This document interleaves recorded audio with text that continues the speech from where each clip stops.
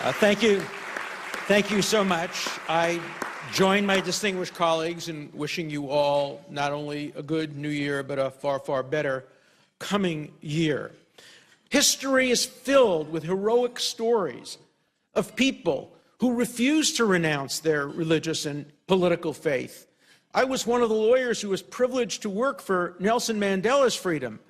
And back in the 1980s, I presented him with a possible way of getting out. And we presented to Nelson Mandela the prospect of being released if he would renounce. We didn't advocate it, but we as lawyers had to present it to him.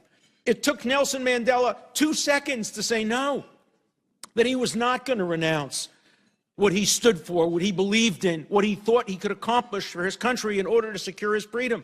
And he remained in prison for years longer. As this is a moral obligation, this is something we have to do. Don't wait for the courts. Don't wait for the White House. You are an independent branch of our government. You have the power to condition continued aid to Iraq on making them behave like civilized people toward this group of brave refugees. You have the power. You have the power to enforce a life and death contract that the United States government made with the residents of Camp Ashraf, that in exchange for their giving up their inherent right to defend themselves and their families, they gave up that right in exchange for a promise of protection. We have not protected them. Instead, we have exposed them to violence, to death, to injury.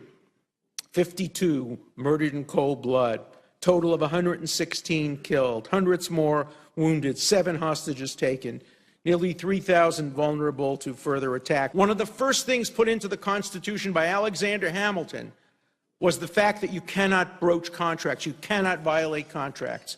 That became an essential part of the America promise to the world. You do business with us, we will keep our promise.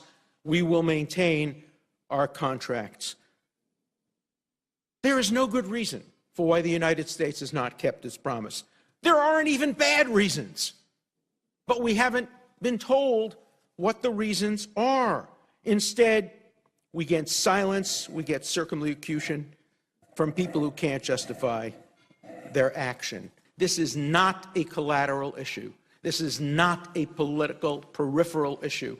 This is a central issue, morally, politically, and legally.